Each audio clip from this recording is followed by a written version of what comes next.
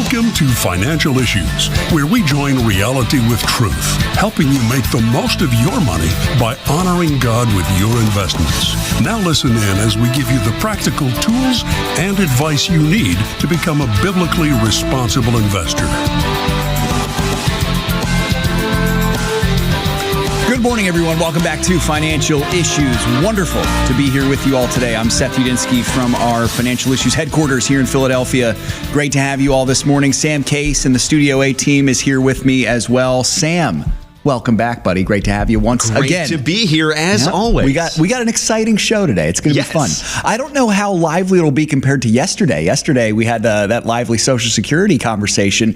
I think we got some things on tap today that will be equally as fun, as we say. So tantalizing. That's right. Should be a good time. Happy to have you all with us this morning. Thanks for choosing to spend your morning with us. Great to be here. Hey, we are available right now, folks. If you're trying to log on to our live chat on financialissues.org, there are currently some issues with that right now. So just hang with us. We're getting that fixed as best as we can. But I'm going to assume that you all can see and hear me. Of course, if you're on the radio, you can hear me. Welcome to you.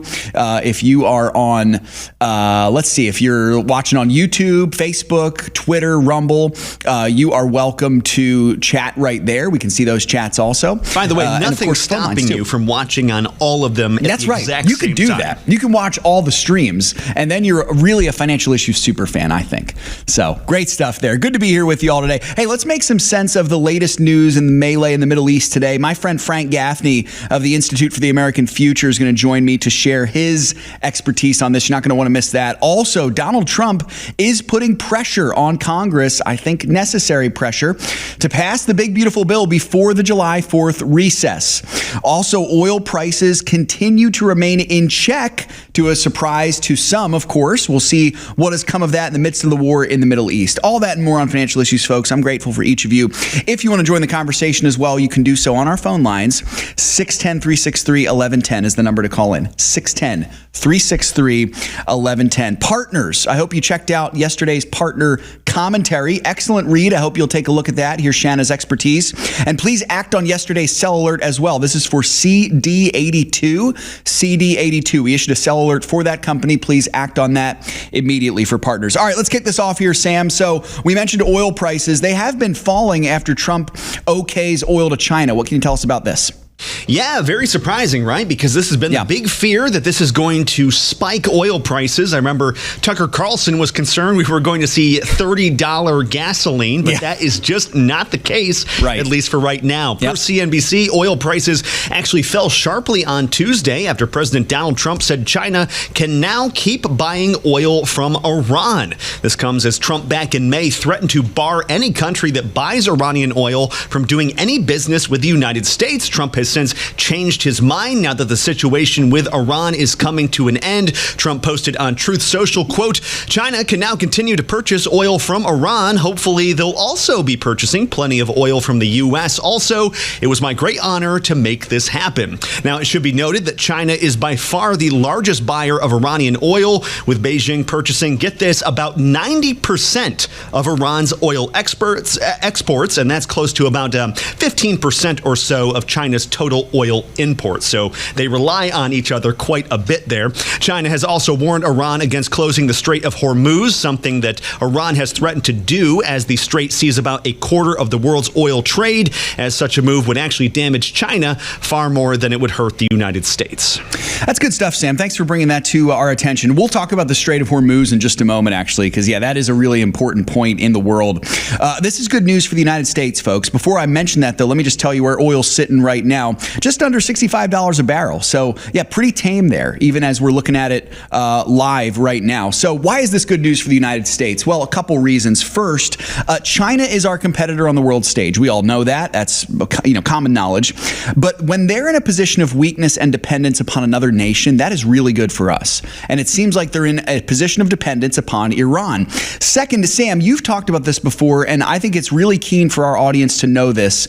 In the event, and I say, God forbid this would ever happen, but if there was an actual World War III, or I guess we call it World War IV, since we just had World War III and it ended after several hours. I did see that post. They said we just had World War III. I wonder what World War IV is going to be about. World War IV be? But let's pretend. Hard to say though. World War IV. It is. Yeah, World War IV is a tough one. Let's pretend that there was no World War III, but that a World War III would, God forbid, actually happen. Sam, you have mentioned that the bad guys, the new Axis powers, could be a conglomeration of China, Russia, and Iran. Maybe as North Korea allies. Thrown in there. Maybe North Korea. Is that somewhat accurate, Sam? I would say so. Yeah, they seem to have that unholy alliance. Maybe not Iran anymore. They don't have too much to offer. Well, and you know what? That's kind of leading to my point here. The fact that there's already some what seems to be a fracture in that relationship between China and Iran is good. That if that would be true, there's already some breaking of that relationship. Both countries seem to be in some form of weakness here. I'm never opposed to seeing two of my enemies turn their weapons on each other. I'd never say opposed Russia to that. as well. It appears to be one of the few good things that has come out of the Ukraine war is that Russia is just too hung up dealing with that situation to get involved. It's funny. They recently said, well, now that the Iranian nuclear facilities are destroyed, now we're going to give Iran a nuclear weapon. That's a bunch of garbage. That's just posturing. Because let me tell you a secret. If they wanted to do that, they could have given them a nuclear weapon last week, the week before that, the week before that, the week before that. So that's certainly not happening. Exactly. So I think good news all around, folks. What this shows ultimately as we sit, the United States is in the driver's seat with this stuff. I mean, Trump ran on a promise of making America great again, not just great in our country, but great on the world stage. And he's done so far. The United States is in the driver's seat in these geopolitical issues. I like that a lot. I think that's really good. All right, Sam, so let's move now. We mentioned the Strait of Hormuz. Gas spikes, it looks like, would only be temporary if Iran would close this very important strait. What can you tell us about that? And that's a big if, right? Because it China is breathing down Iran's neck saying, you better not do this. But let's say that it did. What exactly would happen? What is the worst case scenario? Well, Gas Buddy, they say, really the worst case scenario is not actually too bad. They said that it would bring the national average to around $3.40 to $3.50 a gallon. They said it could be potentially higher than that, but that seems to be the range. And they said in the end, it would be temporary. Of course, as we just discussed, this is going to hurt China a lot more than the United States. But also, Vice President J.D. Vance has pointed out that Iran would be shooting itself in its foot as well, noting that Iran's economy depends primarily on the Strait of Hormuz. Here's J.D. Vance talking about that. Well, I think that would be suicidal, Kristen, for the Iranians themselves. I mean, their entire economy runs through the Strait of Hormuz. If they want to destroy their own economy and cause disruptions in the world, I think that would be their decision. But why would they do that? I don't think it makes any sense. I don't think that it makes sense for them or for anybody else. What would make sense is for them to come to the negotiating table to actually give up their nuclear weapons program over the long term. And again, if they're willing to do that, they're going to find a willing partner in the United States. So, to quote Iron Man, not a good plan. Very good. Yeah, that's exactly right. Sam, it's important for us to see the whole picture. And folks, I am very proud of our audience because I think you all have a lot of wisdom and discernment. You're going to hear a lot of leftist pundits. If we see a spike in gas prices, they will point the finger at Trump. They'll say, see, this is bad. This is terrible. They will ignore the fact that under Biden at its worst, gas prices were $5 a gallon nationwide, which is just nowhere near where I think the Trump administration would even bring them at any point. There's so much more to this. By the way, Sam, you had mentioned $3.40, $3.50 would be the worst of it. Just for context, folks, 1 year ago today, gas prices were $3.47 a gallon, and everybody was saying, look at how great Joe Biden's doing bringing gas prices down. So context is important here. I just wanted to throw that out there. But anyway, why is the Strait of Hormuz so important? J.D. Vance is exactly right. This is the strait that connects the Persian Gulf to the Gulf of Oman and the northwest sector of the Arabian Sea. It's kind of right in the middle of the world there, folks. You have easy access to the Asian landmass. It's not quite as easy access to Europe. You can get to Europe pretty easily going through the strait, and then you have to travel a little bit over some land, but you'll get there somewhat quickly. And it's close to northeast Africa as well, right in that Middle East sector there. It's the prime gateway to the Middle East from the Indian Ocean. So the Persian Gulf, it's on the coast of Iran, Iraq, Saudi Arabia, and the UAE. For the Islamic world, I'm going to go out on a limb here and say this is what the Mediterranean Sea was for the Romans. This is that for the Islamic world. This is very, very important. Very important. So JD's exactly right. His analysis is spot on. This would be trade suicide for Iran if they close this. And really frankly, we just do not get that much oil from that part of the world. Most of it comes from, I think, Mexico and Canada and other places. It's just not coming from there. That's exactly right. So once again, this is good for the United States, and this is bad for our enemies. Folks, I'm sharing this stuff with you, in part just to tell you what's going on, but also I think to encourage you. You know, there's so many times where you listen to shows like ours. I'm not saying ours always does this, but shows like ours, if you're in this space, and you're hearing bad news. You need to get the whole picture of this to see, you know what, there's some good things happening too. There really are some very, very good things happening. And that is, you know, not even looking at the markets yet. We'll get to those at some point, but some good things happening here for sure. Sam, thanks for bringing those things to our attention. Folks, that's a great lead in into Frank Gaffney coming up next here. He's going to give us his insight on what's happening in the Middle East right now and what we need to do to make some sense of it. So I hope you'll stick with us for that interview. I'm very excited for it. More financial issues coming up right after this break. Stick with us.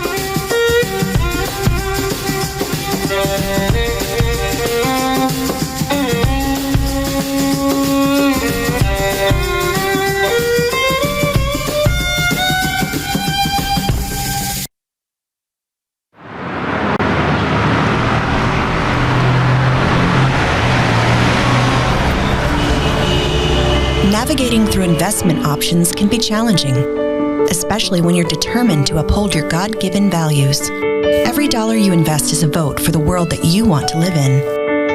Let your values guide your investment decisions and help to shape the culture in which we live. Become a beacon of light and pave the way with biblically responsible investing. Timothy Plan, where faith and finance collide. Before investing, carefully consider the fund's investment objectives, risks, charges, and expenses of the investment company.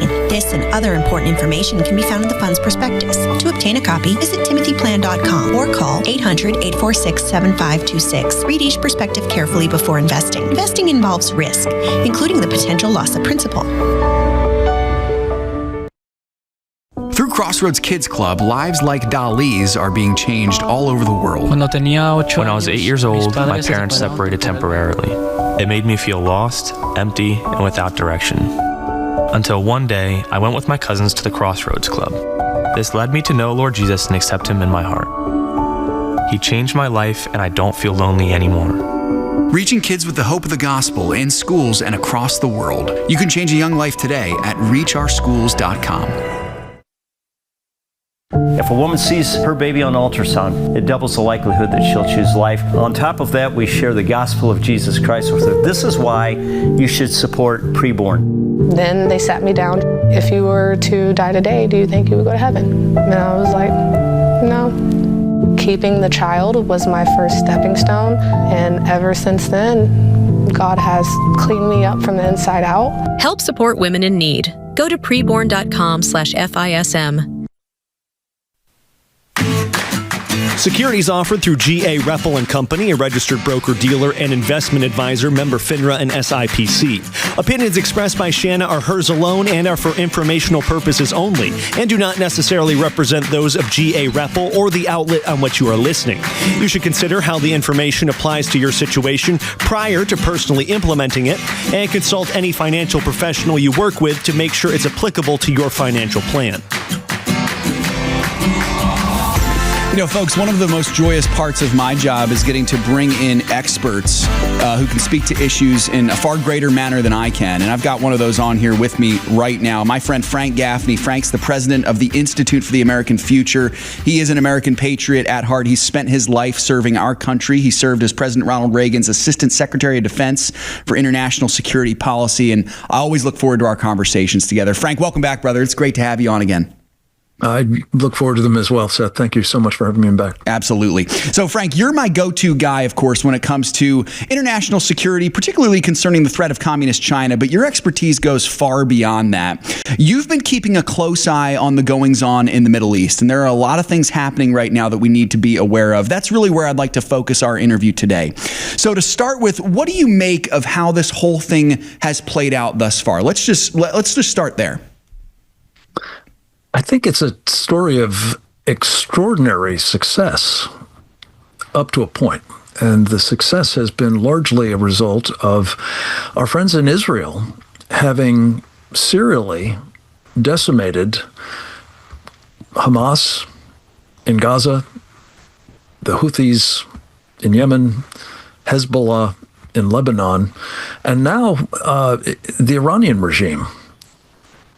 The job isn't finished in any one of those areas, alas, but the progress that has been made to really transforming the security picture in that region, which is always, as you know, turbulent, from one in which every single one of those various enemies, not just of Israel, by the way, but of us as well, were powerful, they were dangerous, they were aggressive, and with Iran's very strong support, they were on the march, in fact, again, against Israel, but against, I believe, our interests too.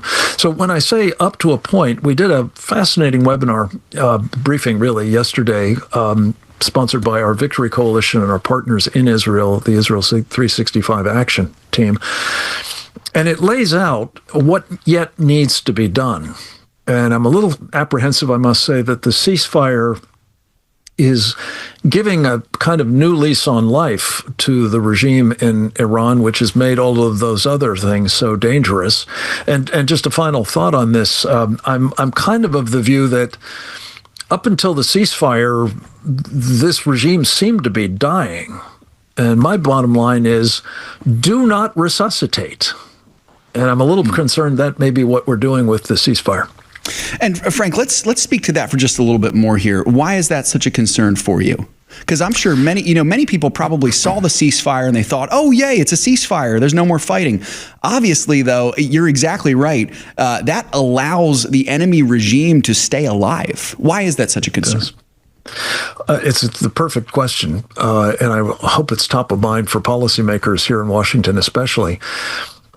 You know, in the aftermath of that strike that our military performed brilliantly, I think, and my guess is that it is more devastating than we're being told by some at the moment, we looked at a list of horribles that the Iranian regime might do in response.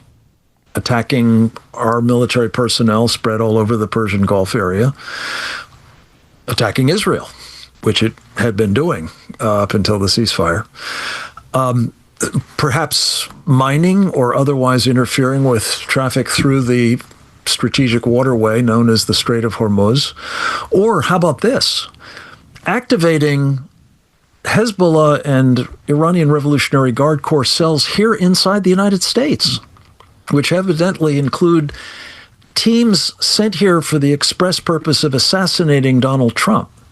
Now, in response to your question, Seth, I would say none of those problems has gone away. And if the regime remains in power, we're going to have to continue to worry about them.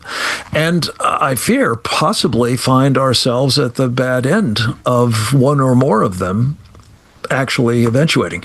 So I'm simply saying, and look, I don't want to,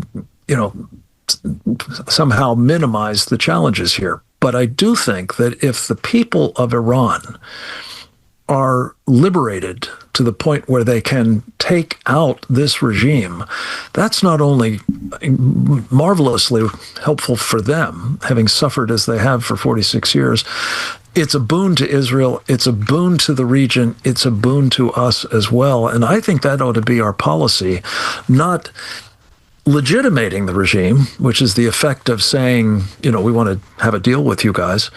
And worse yet, saying to the Iranian people, don't even think about replacing them. We're on the side of the mullahs. I think that's a bad mistake. Frank, that's really well said. It brings to mind, I don't often think of this, and my guess is our audience probably won't think of it right away either, but the first people that the violent Islamic regime in Iran attacked was their own people. They attacked their own people, and in much the same way that the Nazis in Germany first attacked Germany. It was that same idea there, and it does bring to mind there's a grave danger with this Sharia doctrine of the Mohammedan worldview, especially when it comes to that kind of radical form of it.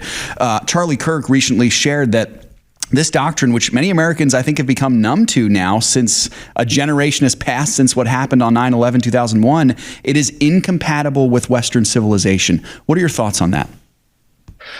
I think it's the crux of the matter.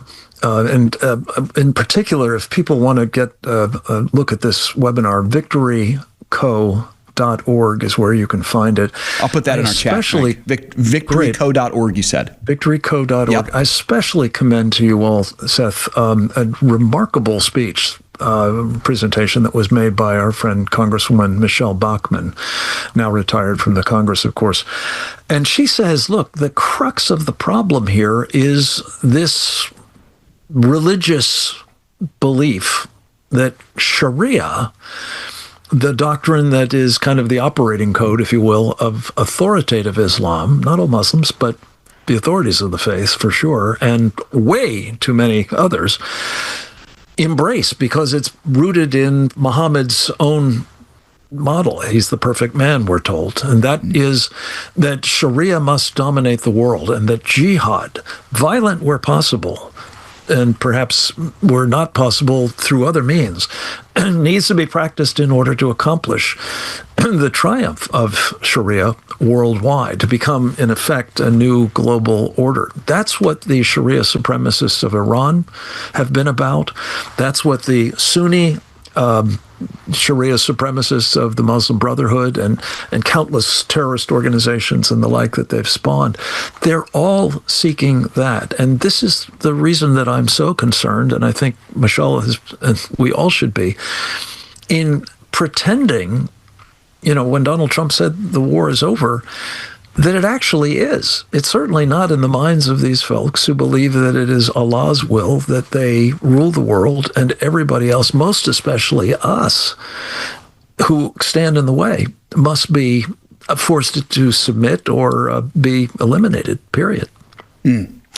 Frank, throughout history, I'm actually a historian by trade, if you will. Throughout history, the greatest force that has stopped the tide of Islam has been Western civilization, particularly Christian civilization, I might add. Yes. What must Western civilization do now? And I really do speak in, terms of, Donald Trump as a leader of Western civilization right now. He's a leader of the free world. He's a leader of the United States. What needs to be done now to stop this? Yeah. I would say that the single most important thing that can be done at this moment is actually to finish the job vis-a-vis these Sharia supremacists in Iran. Nothing would be more salutary, I believe, or more welcome, actually, even in Muslim circles. They may not say so openly, but you can bet that countries that have been threatened by Iran assiduously for decades would indeed welcome the end of this. Now, will that spawn an uptick in moderate Muslim practice? I don't know, but I think so. But at the very least, what it will do is it will set back people who, at the moment, I fear, crazy as this may sound given what they've been through, but just having survived what the Israelis meted out and what we did as well is construed as a victory for these jihadis, and they will be back at our throats, make no mistake about it. And one of the things that I would just also mention, if I may quickly, as a segue, because it's of concern as well, is, as I said earlier, Seth, and I appreciate your historical perspective because it is so needed on all of these things. This has been going on for 1,400 years. Let's not kid ourselves. It wasn't just 79 when these guys took over in Iran. But Judeo-Christian civilization, which is on the line here, I think, has also faced another threat from Sharia, and that is when the jihadis calculate that it would be counterproductive, or at least not, productive at that particular moment in time to use violence to achieve Sharia's domination. They will use other means, including in Western nations, elections. Yeah. I call it electoral jihad. And we've seen in Britain particularly how the mayor of London, and now I think mayors in some 20 other cities there, have used block voting by disciplined Muslim Brotherhood organized Muslim communities to take over the mayoral slots in those cities. And we stand a fair chance of that happening in our biggest city, I believe, certainly one of our most important, New York City, as a result of the election last night to the primary, through the primary process of a fellow by the name of Sohran Mamadi. And this is a man who I suspect we're going to be hearing a lot more about, I certainly hope so, in connection with Sharia and his agenda. Frank, we're coming to the end here, brother. I so appreciate your expertise. Where can our listeners learn more? You had mentioned victoryco.org. Do you have any other resources that you can point us to? Bunches of them.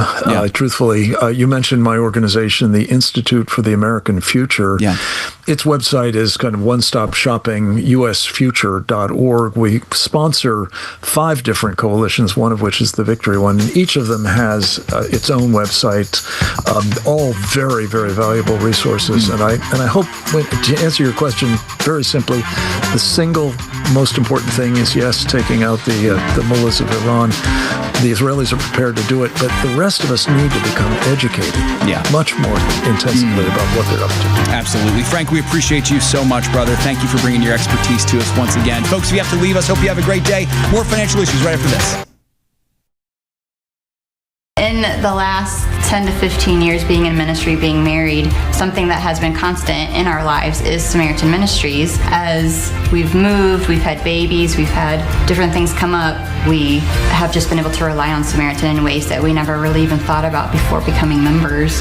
Our heart's desire is to plant roots and be in a place for a really long time. It's how we were raised. We see the benefits of that, but we also see the open-handedness of being used by the Lord wherever He calls, because we just assumed when we started pursuing church planting, the quickest way to get from point A to point B is a straight line. And with the Lord, sometimes you find out it looks a lot more like this. And yet, Samaritan was with us through the entire thing. We didn't have to look into, we have to change insurances now because we've moved states or whatever the case may be. And it's just been a real blessing to us in different phases of life. I'm Kyle. I'm Colleen. And we're the Gen X. And we're Samaritan members.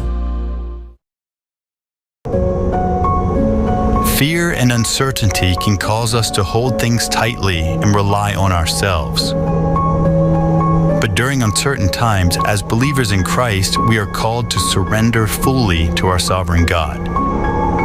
The call to surrender to Jesus is one step in our growth in holiness. And it doesn't just mean you give over a few things. It means He gets it all, including our finances, our investments. Learn a biblically responsible investment strategy proven over 25 years.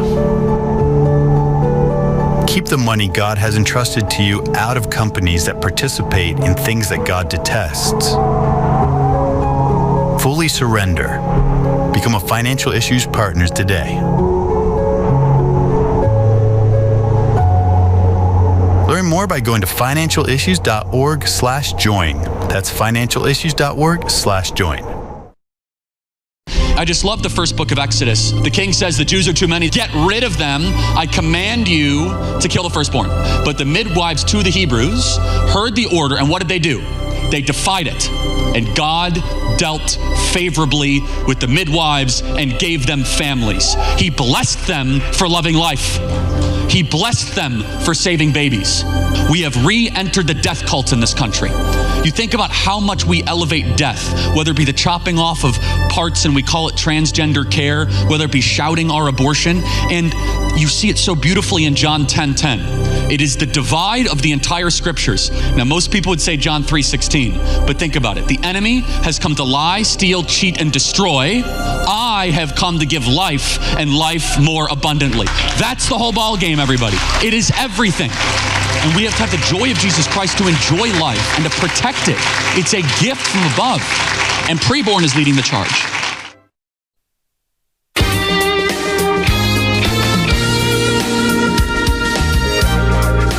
Welcome back, folks. Financial Issues. Hope you enjoyed that interview with Frank. He's a dear friend. I always love having him on. I know Dan always enjoyed his conversations with Frank when he hosted the show. And yeah, it's always great to hear his expertise, especially concerning these issues of international security. So I hope you'll go back and listen to that interview if you didn't get a chance to do so. So used to hearing him talk about China, so it's kind of cool to hear him talk about other parts of the world too. Absolutely. And really is just the definition of a public servant, much like Dan was. Frank didn't serve in the military, but he did serve under the Reagan administration. And man, that was a pretty important time in our country's history. So pretty cool to get to have his expertise as part of our show here. Awesome. Folks, the chat is back, and it's great to see you all. We'll do a little chat rundown perhaps later on. But as for right now, Sam, so yesterday we heard Jerome Powell testify before Congress, and I got to tell you, he really clarified some things for us, didn't he? It was riveting.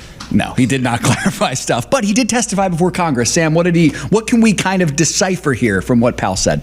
Well, if you paid attention to the show a couple weeks ago when Powell made his announcement that they're keeping rates exactly the same, that's kind of what he said yesterday. Fed Chair Jerome Powell did testify before lawmakers yesterday, where he reiterated the central bank's decision to hold those interest rates steady. Here he is. The Federal Reserve remains squarely focused on achieving our dual mandate goals of maximum employment and stable prices for the benefit of the American people.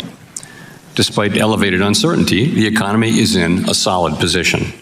The unemployment rate remains low, and the labor market is at or near maximum employment.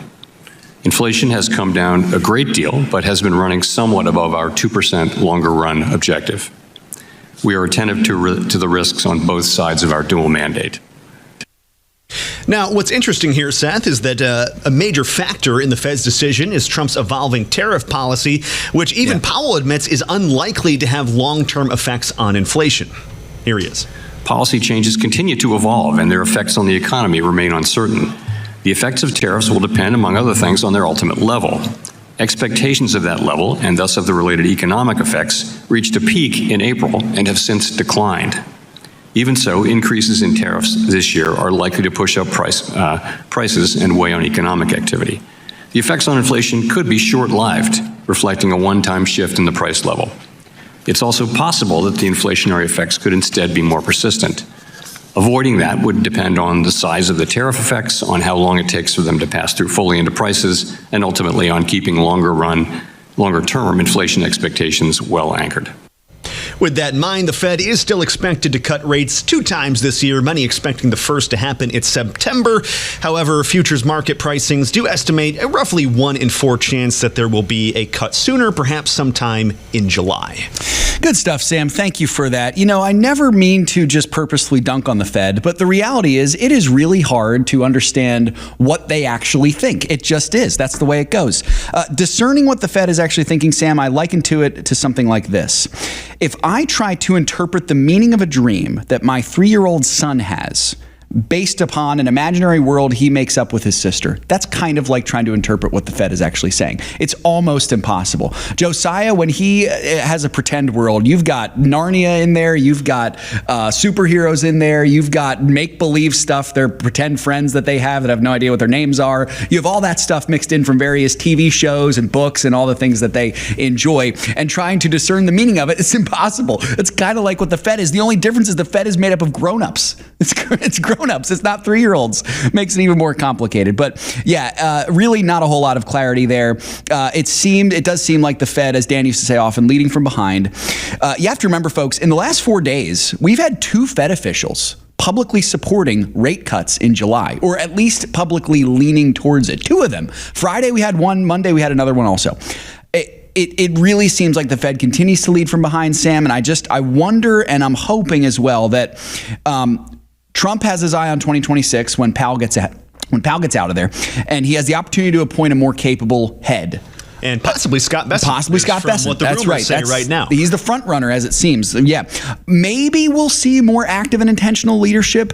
Maybe we will. Again, the Fed's a tricky beast as it is. You know, I wonder how useful the organization is as a whole. But then again, you also have to wonder, well, if it's not the Fed, then who's in charge of the monetary supply? Right. What's policy? the alternative? Then it's Congress. Is it Congress? I'm not sure I like that either. So, yeah, a lot of crazy things with it, folks. What the Fed says or does not say, I think bottom line, Don't let it sway you from sticking to your good, solid, long-term investing strategy. We give you what the Fed says because that's going to have an impact on a lot of things. But it should not impact the way that you invest long-term, obviously for the glory of God. So hope that can be of encouragement for you there, folks. And the next time, maybe if you have a grandson or grandchild and they explain something to you from their imaginary world that doesn't make sense, just think, well, at least I can understand that a little bit better than I understand the Fed. I was actually going to say that. I bet you actually have a little bit, just a tad more insight into your son's own dreams than the Fed's machinations of the economy. It's ever so slight, but it's there. So great stuff, Sam. Thanks for bringing that to our attention. Well, let's move now to the markets here, folks. So the markets really were not fazed at all by what Powell said. They really seemed focused on Trump's announcement of the ceasefire in the Middle East. Oil prices, again, we mentioned earlier, they continued to dip. By midday, major indices, they were flirting with 1% positive. The tech-heavy NASDAQ was leading the way. Late afternoon, much the same. That's how they finished. Each of the major indices slightly over 1%, with the NASDAQ creeping up towards 1.5%. The pre-markets this morning were little changed. The S&P and the NASDAQ are nearing their all-time highs. I was going to say, wasn't the S&P about 1% off from an all-time high? Yep. NASDAQ 100, I saw, did break a record. Yeah. So that's what we're seeing here. Right now, the Dow Jones, as it's opened, is slightly below the flat line. The S&P 500 is 0.25% positive, so it's creeping closer to that. And the NASDAQ mirroring what it did yesterday, leading the way, up about 0.7% right now. Oil is still lower than $65 a barrel, around $64.80 a barrel. The U.S. 10-year Treasury yield is sitting right at 4.33%. By the way, Sam, I mentioned gas prices earlier today, what it was a year ago. Right now, gas prices currently sitting at $3.23 a gallon. So pretty tame, considering everything. Certainly not $30 a gallon. You're right, as Tucker predicted. Yeah. So good stuff there, folks. Okay, so we've got the ag report coming up here soon. But before we do that, I think now's as good a time as any to say hello to so many of you on the chat who made it on the chat today. Great to see you. Nelson is there. Hello, Nelson. Jason in Florida. Good to see you, brother. Claude in Louisiana. Claude, I know you've been in the midst of a move, brother, and we're praying for you. You had a great comment earlier. I think Claude said something like, moving is here it is. The move's mostly done. Thanks for the prayers. I noticed the heart is harder to move than your stuff. Claude, that's exactly right, especially when you put your roots down in a place. So I know that you're in our prayers, brother. Except for when you have a really big couch and that doorway is just a tad too small. That's pretty hard. That can create some even bigger problems. Physically, that makes it tough. But Claude, I certainly empathize with you there, brother. We've been in our home now for over 7 years and such memories there. We brought all 3 of our kids home there. We had one of them in that home. So yeah, pretty amazing stuff. But so glad that you're with us today, brother. Daryl in Waco, Texas. Good morning to you, Daryl. Brian in Missouri. Hey, great to see you, brother. We've also got Dave and Darlene in Virginia. Hello, Dave and Darlene. George in North Carolina. Great to see you. James in South Carolina. I see Sam in the chat there. Sam's here and in the chat. Andy from Kansas. I'm everywhere. Is there as well. And once again, folks, just a big thanks to Elijah for getting the chat back up and running here. That's a huge part of our show and a great way that we can serve all of you. So grateful to have you all there with us today. Let's take one more look here. Actually, Sam, do we have anybody on? I know Facebook was popping. Well, I see Alejandro there. He's on just about every day, but I also see some refugees from when the chat was down. We have Jim and Nelson up there, but I think they've since made it safe and sound to the live chat on the website. Good stuff. Good stuff. Well, good to have you guys there for sure. Just did want to remind you as well, folks, we have a commentary up. Partner commentary is up. And Philip. On Facebook. Yes, good to see you, Philip. Good to see you this morning. Commentary is up today. Make sure to act on that sell alert as well that we mentioned at the top of the show. Just a reminder, that sell alert is for CD82, so make sure that you act on that now. All right, we got the ag report coming here, folks. Craig Haugaard giving us his thoughts, and then we'll be back with more financial issues right after this. Here comes...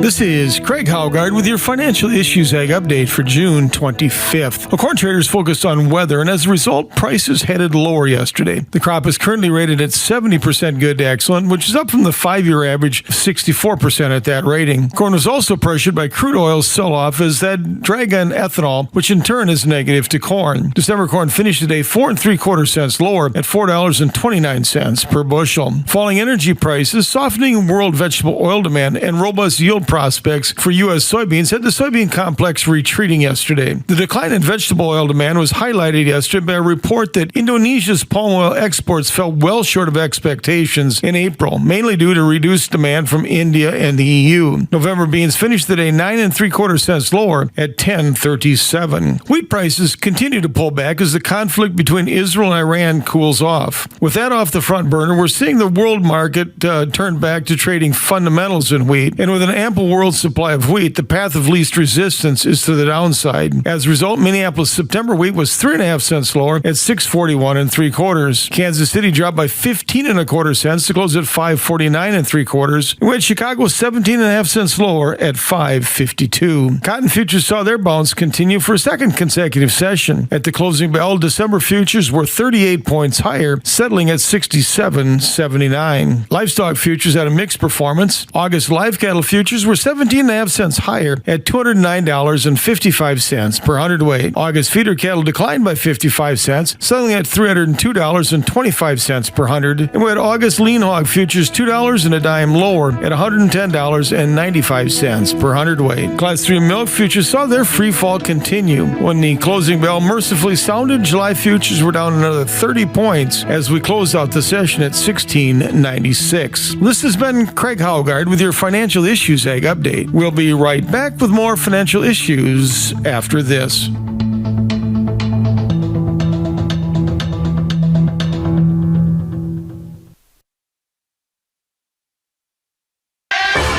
It's up to us to stand up and say, enough is enough. All of this unbiblical stuff that's going on, whether it's abortion or transsexual or LGBTQ, widespread pornography, human trafficking. Bottom line, it's still up to us. If we stop investing in these corporations that are trying to destroy us, sooner or later they're going to wake up. To learn more about biblically responsible mutual funds and ETFs, go to timothyplan.com. If a woman sees her baby on ultrasound, it doubles the likelihood that she'll choose life. And on top of that, we share the gospel of Jesus Christ with her. This is why you should support preborn. The donations that you give actually make a difference. Last year, 59,000 babies were saved because of what you have done with your generosity. To find out how you can support the life-saving mission of Preborn, go to preborn.com/FISM. From the time Crossroads began back in 1998, our sole focus was on reaching children in public schools in the United States. And then in 2017, we decided to translate our curriculum into Spanish, primarily so that we could serve Spanish-speaking churches and students in the U.S. And as I was connecting with a pastor in Chicago and telling him about the materials that Crossroads had in Spanish and about what Kids Club was all about, he said, "Hey, I have a friend in Mexico who I think would really benefit from these materials and your approach to working with children." And so I began the conversation with Rolando Gonzalez. In March of 2018, I traveled for the first time to Guadalajara and met with Rolando, and right away we just connected on a heart level. And so we sent a team in August of 2018 to train leaders here in Mexico, and the first international kids clubs were born. Reaching kids with the hope of the gospel in schools and across the world. You can change a young life today at reachourschools.com. The opinions and recommendations expressed on this program do not necessarily represent the opinions of the station or any of the program sponsors. Additionally, all products or services offered by the program sponsors may not be known by the program. Folks, it's great to be here with you. Several of you commenting in the chat about the joy of being a grandparent. That's so cool. I'm working my way there. I'm not quite there yet, but working my way there. So pretty cool. Daryl, Uncle John, great to hear you both enjoying the wonderful grandchildren that God has blessed you with. That is awesome. All right, folks, let's get to one more headline here. So this big, beautiful bill, man, we got to get this done, and it's got not us, but the session in Congress needs to get this done. I'm going to pass it, I'll Seth. do it myself. No, there's nothing we can do about it except talk about it. But Trump is really doing everything he can. He's telling Congress, get this thing done this week. Sam, what do we need to know about this? And he's getting kind of grumpy about it. President Trump, he's growing kind of impatient. He's been a little feisty lately, by the way, hasn't he? Yeah. Is something going on? I don't know. Is he stressed out about something? It's kind of weird. But yeah, he's really urging them to get this done by July 4th, telling them, hey guys, you you better not go on recess for the holiday. He posted on Truth Social, quote, "To my friends in the Senate, lock yourself in a room if you must. Don't go home." And then in all caps, "Get the deal done this week." Boy, Seth, you think he wants it done or what? Right. Both Senate Leader John Thune and House Speaker Mike Johnson are promising to be very flexible with their schedules to get this bill across the finish line by July 4th. But that might be easier said than done, as yes, Republicans continue to squabble over the details, with fiscal hawks on one hand demanding far bigger spending cuts than the moderates can stomach. Well, Sam, I'll tell you what, this is good old-fashioned intramural politicking classic going on here. Republican behavior within Republicans. The Republicans have been doing this since the early 19th century. You know, you go back to basically the years between Andrew Jackson and Abraham Lincoln. It was all just fun politics. You know, you're talking about the Republican Party. But anyway, when Elon and Trump had their big throwdown a couple weeks ago, that was the most classic Republican brand thing you could possibly do. It was so on brand. Yeah, it was so on brand. Absolutely. I think Jason had mentioned in the chat, I want to see if I can find that chat. Jason mentioned something about no one's going on vacation till this bill gets done. There it is. No one goes on vacation. Thank you for your attention to this matter. Right on, Jason. Exactly right. That's what we're seeing here. Listen, this deal needs to get done. I would love to pose this to all of you. And Sam, I'd love to ask you as well. So you've got the fiscal hawks and you've got the moderates. Which side of the spectrum do you all lean more towards? My guess is you're probably not 100% one, 0% the other. You're probably on the spectrum there. Personally, I feel like I lean towards being a fiscal hawk, someone who wants to see cuts. I don't like big government. I want to see that stuff slashed. Then I would be a moderate per se. Sam, what do you think? Oh, definitely in principle, I'm a fiscal hawk. I'm with Thomas Massey, Rand Paul, Chip Roy, all those guys 100% in principle. In reality, I don't know if I would say I'm a moderate, though. I think I might be more of a pragmatist if I was actually in the situation of these congressional Republicans. I think I'd fight as hard as I possibly could, put on a mean face, say I'm not voting for this thing, but in the back of my mind probably thinking, yeah, I'm going to end up voting for this just for one reason, and that is that these tax cuts, re-implementing, re-upping Trump's 2017 tax cuts, it just has to happen. Scott Bessent's right. It will be disastrous if they don't get re-upped. Republicans will get kicked out of office. We won't win in the midterms, let alone in 2028, and it just needs to get done. It would certainly be a recession, if not much, much worse, if we didn't re-up those tax cuts. Tim, I think you're exactly right, and I find myself there as well.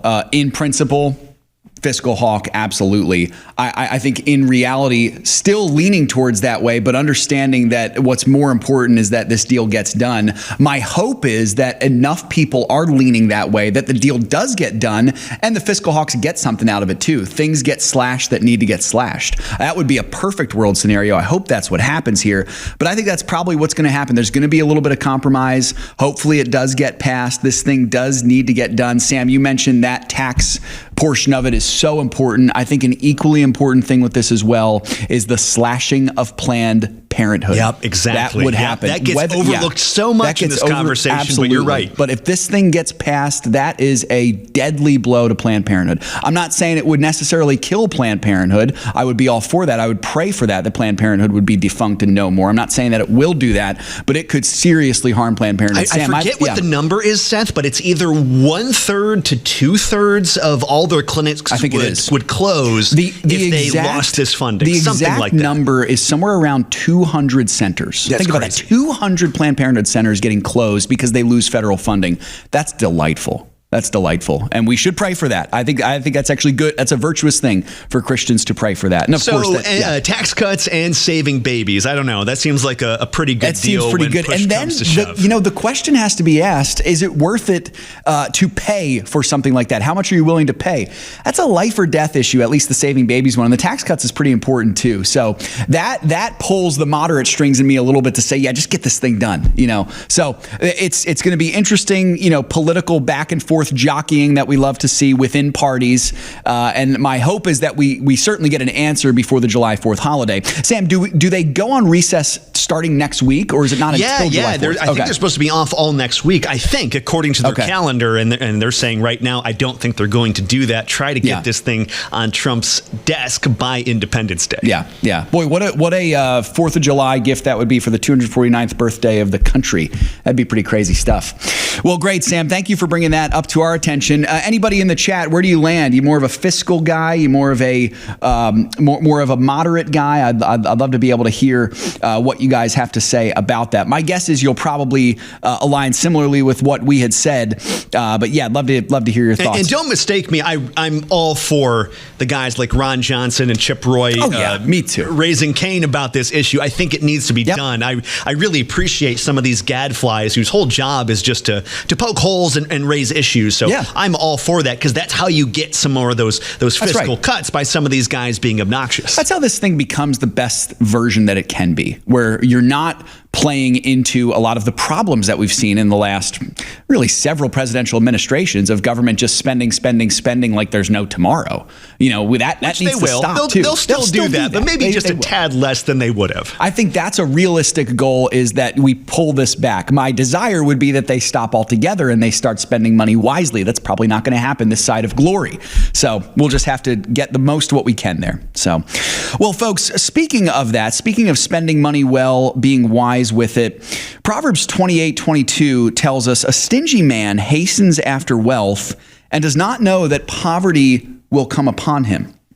This is a fascinating verse, and it's stuffed with irony. You know, it's often the case when we compare the way of the righteous to the way of the wicked. Scripture is full of this, especially the Proverbs, of ironic sayings that at their core, at their surface, might not seem like they should be true, but when you dig deeper and see what it's actually saying, it actually rings 100% true, incredibly true. So you're saying King Solomon had a bit of a sassy streak, if you will? Probably. I think so, knowing King Solomon for sure. This is one of those here, Sam. You know, the irony is that the person who tries to get rich will end up being poor. That's really what he's saying here. If you try to get rich, you will end up impoverished. That goes against what you would think common sense would say, which is if you try to get rich, you'll end up getting rich. Solomon says no. Solomon, writing under the Holy Spirit here, says, no, that's not what it means. Now, does this mean we should not seek to build wealth? Because if we do, then we'll end up being poor? That's not what he's saying either. Here's what he's really saying. This is referring to true wealth and true poverty from a spiritual perspective. The man who hastens after wealth, that's not equal to the man who tries to build wealth for the glory of God. That's not the same thing. The man who hastens after wealth equals the man who makes money his God. The man who cares more about money than anything else. The man who finds his security, as we talked about yesterday, in money and not in Christ. That's the man who hastens after wealth. He's made money his God, and his end is doom and ruin. He will find himself spiritually impoverished for eternity. That is a one-way ticket to spiritual poverty, because he has not confessed and believed in the Lord Jesus Christ for his security. He's looked to money for his security, much like the rich young ruler that we talk about often on this show. That man went away sad. He went away truly impoverished, even as he had great wealth, because he denied true wealth. Jesus Christ, the greatest treasure, the pearl of great price. On the other hand, the man who seeks the glory of God above all else, he will find the greatest treasure. He will find Jesus Christ. The one who seeks him will find him. The one who understands that money is not a thing to find security in, but that money is a tool to be used for the glory of God and for the furtherance of the gospel. He'll find true wealth in Jesus Christ, the greatest treasure. That is my hope and prayer for each and every one of you. It is a paradox. It's an irony, folks, where we see that as we seek to build wealth, which inherently is not a bad thing, you're seeking to build wealth for a purpose, though, for the glory of God, first of all, to provide for your family, absolutely, to provide for the kingdom, to use that money for good, to fight back against the darkness of this world, to invest it well, to keep it out of the hands of companies that will dishonor God with it. As you do that, what you're really doing is you are investing in true eternal wealth, which is not the money that you and I make here at all, but it's Jesus Christ himself, the pearl of great price. He is the treasure we must seek above all else. And my hope and prayer for each of you is that you'll do that with all your hearts. Boy, it was great to be here with you today, folks. Again, I would encourage you to go back and listen to that interview I did with Frank Gaffney earlier in the show. You can check out his webinar he did yesterday at victoryco.org. Again, victoryco.org.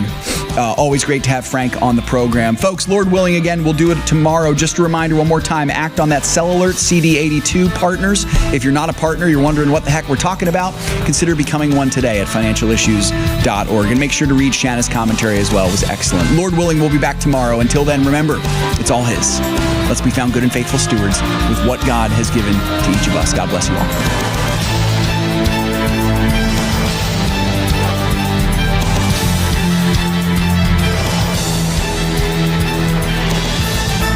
If we ever forget that we're one nation under God, then we will be a nation gone under.